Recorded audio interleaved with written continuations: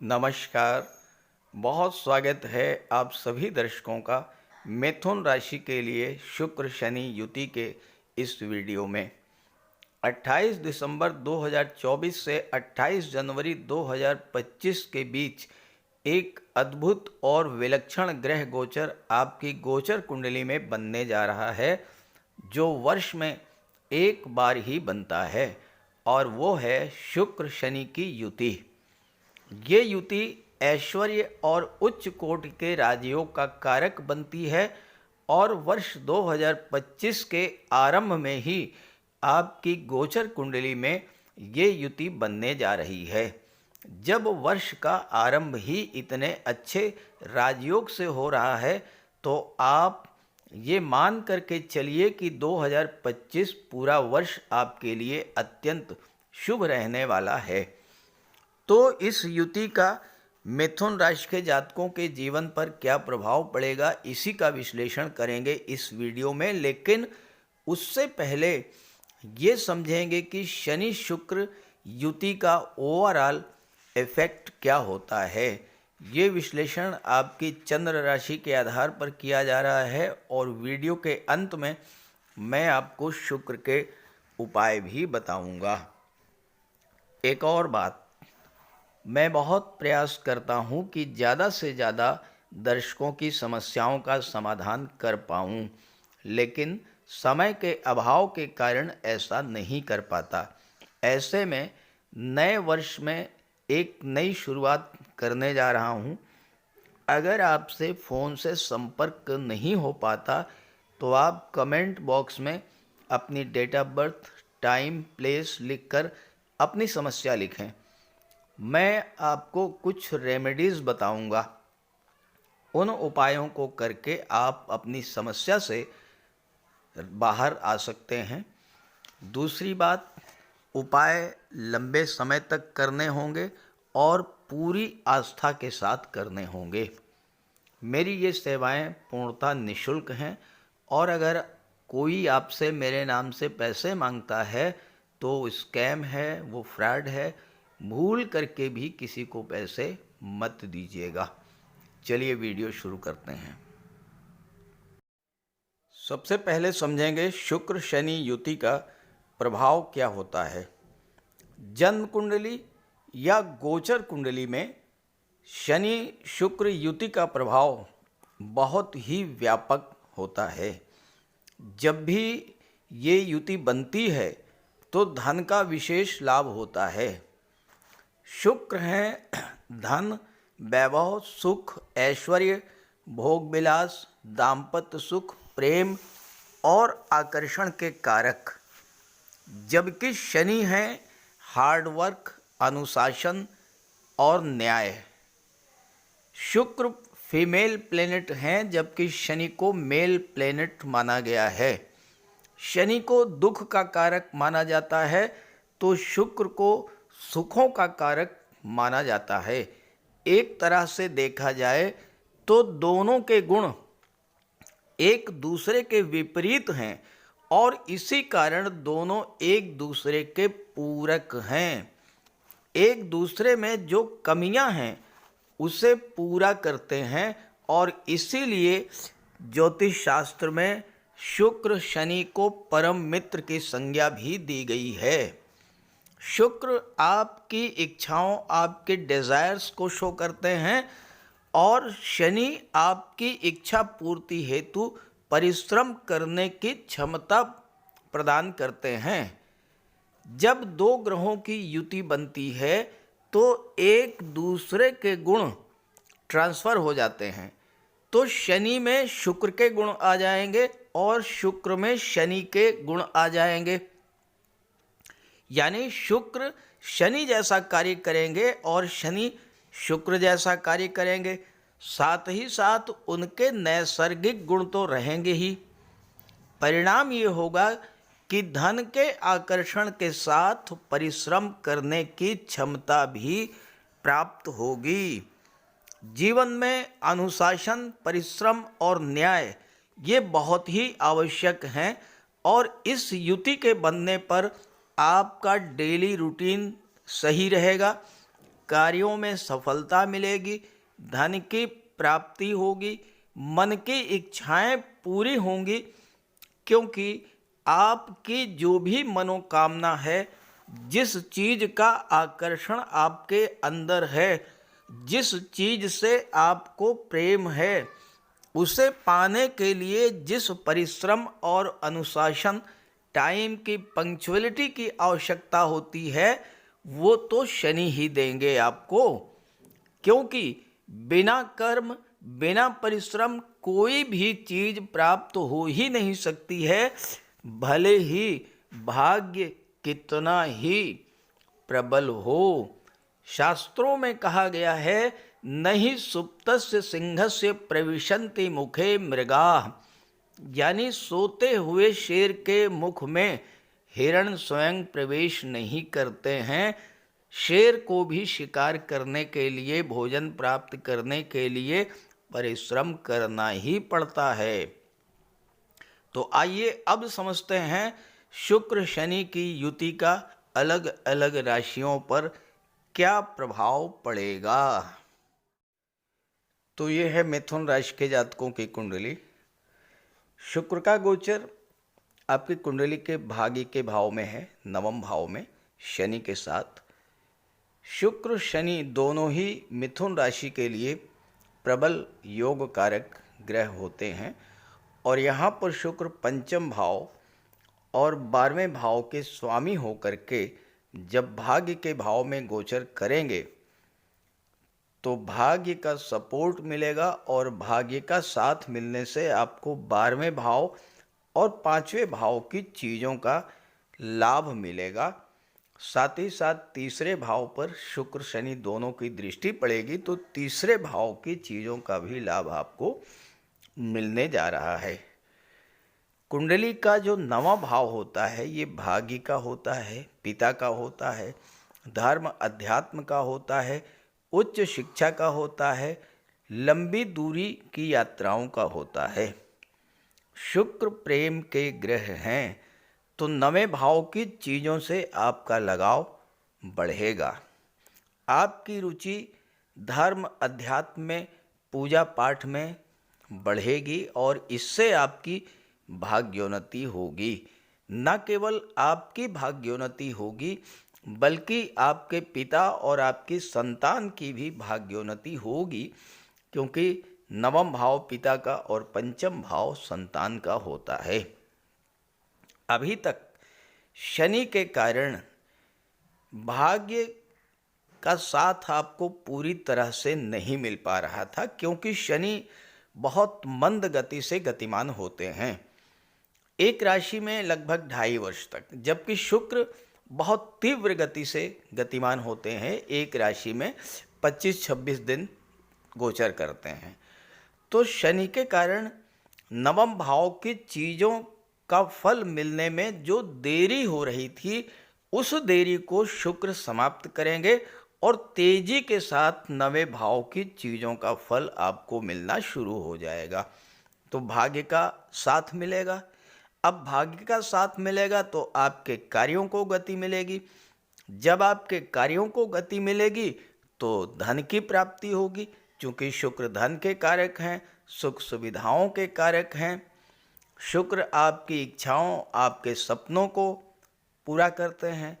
नवम भाव उच्च शिक्षा का होता है, 12वां भाव विदेश का होता है, पंचम भाव शिक्षा का होता है। तो ये समय छात्रों के लिए विदेश जाकर के उच्च शिक्षा प्राप्त करने के लिए बेहद अनुकूल समय रहेगा। आपके घर में किसी धार्मिक या मांगलिक कार्य का आयोजन भी इस गोचर काल में होगा। आप किसी धार्मिक यात्रा पर भी जा सकते हैं, देवदर्शन के लिए तीर्थ यात्रा पर आप जा सकते हैं, और अगर आप ऐसा करेंगे तो आपकी भाग्योन्नति होगी, भाग्य और भी ज़्यादा प्रबल होगा, मजबूत होगा, और आपको इसका लाभ मिलेगा। पिता का स्वास्थ्य अगर खराब चल रहा था, चूँकि अभी तक शनि यहाँ पर अकेले थे और शनि रोगों के कारक होते हैं, तो अगर पिता का स्वास्थ्य किसी कारण से खराब चल रहा था तो पिता के स्वास्थ्य में सुधार आएगा और इस माह आप किसी लंबी यात्रा पर भी जाएंगे। इस समय आपकी रुचि धर्म, अध्यात्म, पूजा पाठ में बढ़ने के कारण आप अपने घर को सजाएंगे। धूप, चंदन, सुगंध, इत्र, इन सब चीज़ों का ज़्यादा से ज़्यादा प्रयोग करेंगे और इससे माता लक्ष्मी प्रसन्न होंगी और आपके घर में धन धान्य का भंडार भरेगा। इस समय आप पढ़ाई पर भी फोकस करेंगे क्योंकि शनि के साथ शुक्र हैं और शनि आपका डेली रूटीन होते हैं। आपका डेली रूटीन भी सही रहेगा, टाइम की पंक्चुअलिटी बढ़ेगी और इसका लाभ आपको मिलेगा। किसी भी बात पर आप आंख बंद कर विश्वास नहीं करेंगे, लेकिन जो बात आपको उचित लगेगी, तर्क संगत लगेगी, उसे स्वीकार करने में भी आपको कोई परेशानी नहीं होगी। लंबी दूरी की यात्राएं तो करनी ही पड़ेंगी। बिजनेस को लेकर के या किसी ऑफिशियल टूर पर आपको जाना पड़ सकता है। शुक्र के इस गोचर काल में आपका मन शांत रहेगा और सुख सुविधाओं की प्राप्ति भी आपको होगी क्योंकि भाग्य इस समय पूरी तरह से आपका साथ देगा। शुक्र 12वें भाव के स्वामी हैं।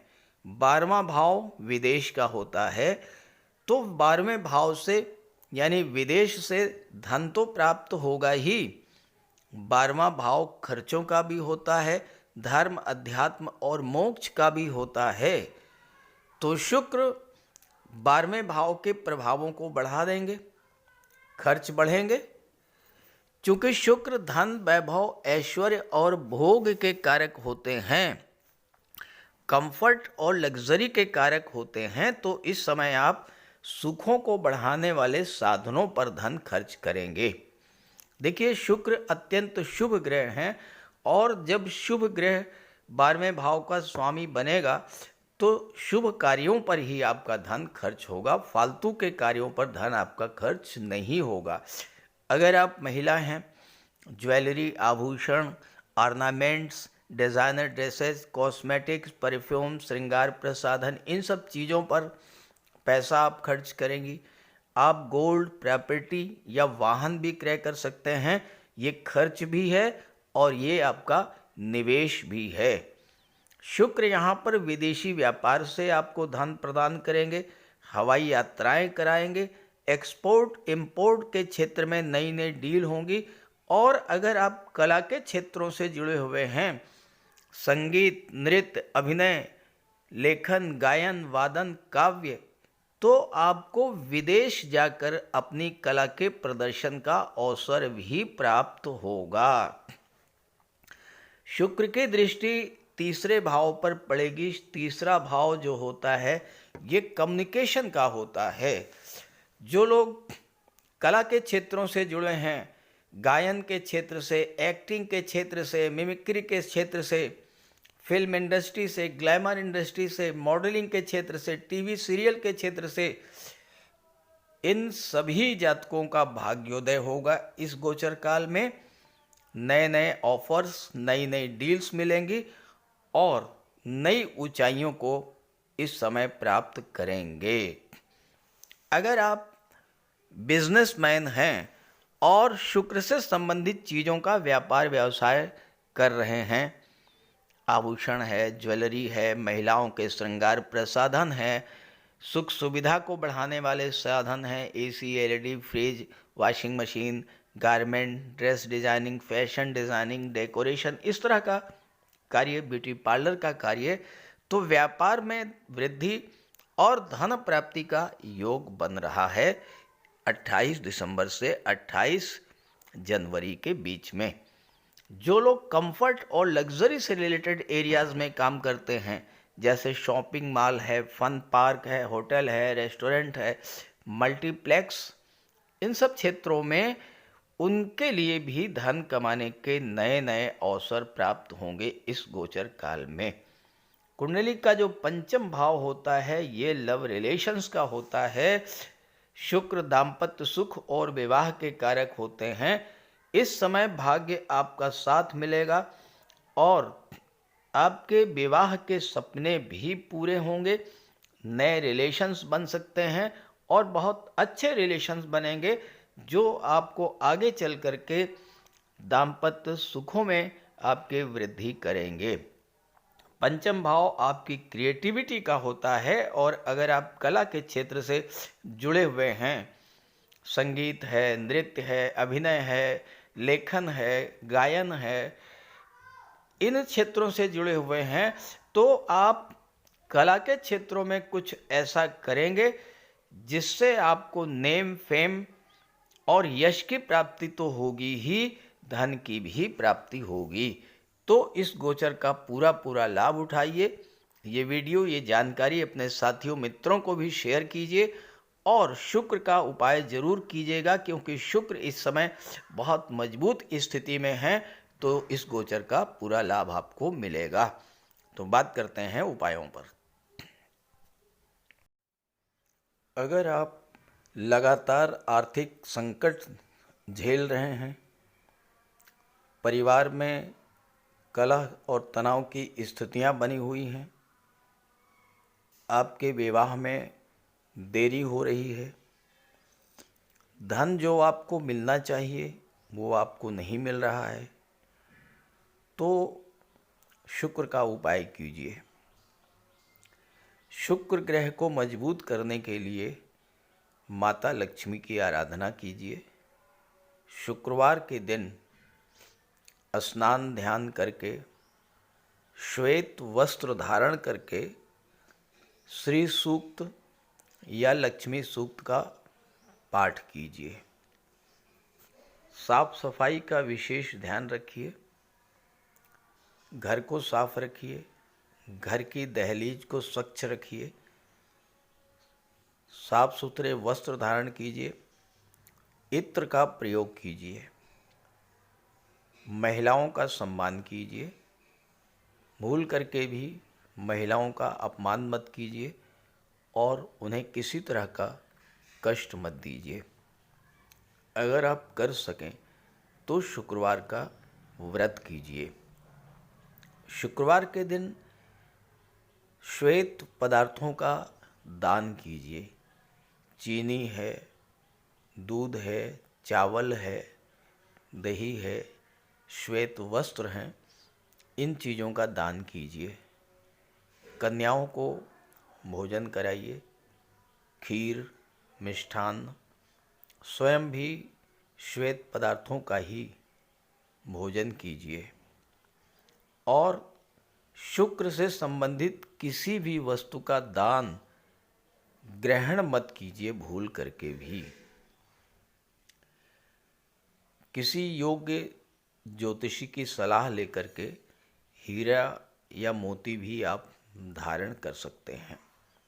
ये सब उपाय करेंगे तो शुक्र को बल मिलेगा और आपके जीवन की आर्थिक समस्याएं, पारिवारिक समस्याएं समाप्त होंगी। नमस्कार।